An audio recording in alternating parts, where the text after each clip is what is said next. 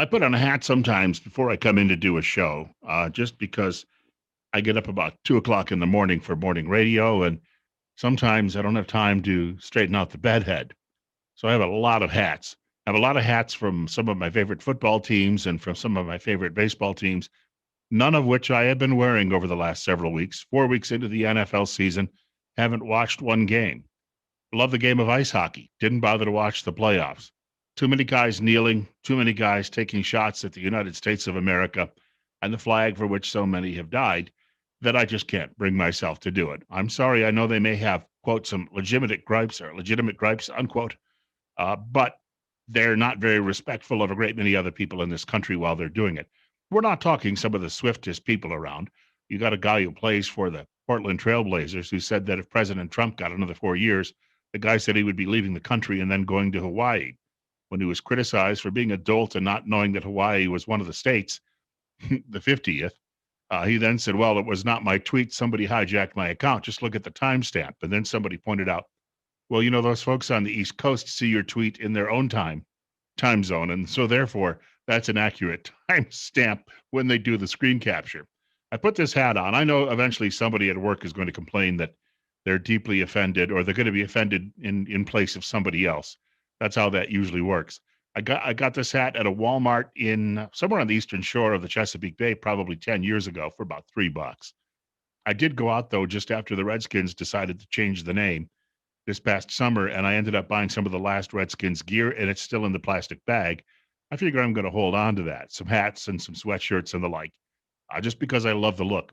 Actually, I'll tell you something. When I was a boy growing up, the Redskins were not my favorite team, but they were one of the teams I really enjoyed watching.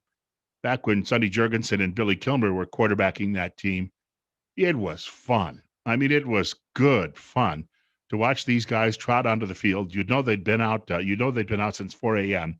They'd come trotting out onto the field, throw a couple of touchdown passes, lead a big comeback victory, and everyone in the Washington D.C. metropolitan area who loved the team was happy about that. Now, before that, the current logo, well, the old logo, I guess it was current until just a couple of months ago, came along. There was an R on the helmet. When Vince Lombardi coached the team, they had an R on the helmet and an ugly looking yellow helmet to boot. And before that, they had a spear. I always thought that the Indian was a really great touch, looked very noble, and I thought it spoke well of the franchise. I never gave it any thought when I was a kid that somehow anybody was demeaning anybody else by the particular name. But here we are in the midst of 2020, and it seems everything needs to be stopped. I did read a story this morning, though, and it said that somewhere deep in Louisiana, I think St. Bernard's Parish, that the local school board voted 10-1 against changing the name of the school from Andrew Jackson. Why is that? Well, the Battle of New Orleans was fought right at the back door.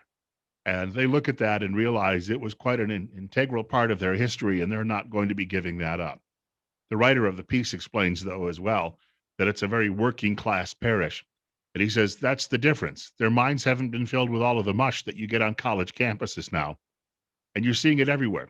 Campuses, in government. I saw a story yesterday about how the government is trying to push sensitivity training, which is really just masking your whiteness is a problem, is what they're trying to tell you.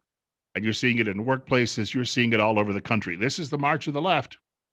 And it will only accelerate if they clean house coming up in November, 4 weeks away. And I just don't know how many times we can sound the alarm, because it just seems a lot of people out there are just fixated on what mainstream media tells them, and that is Orange Man bad, Joe Biden good. Perhaps if you don't have the wherewithal or the brains to vote, you should stay home on Election Day. Leave the rest up to us. If you like our videos, click on the subscribe button, and you can always leave comments in the comments section below, especially if you think there's a topic that we need to cover.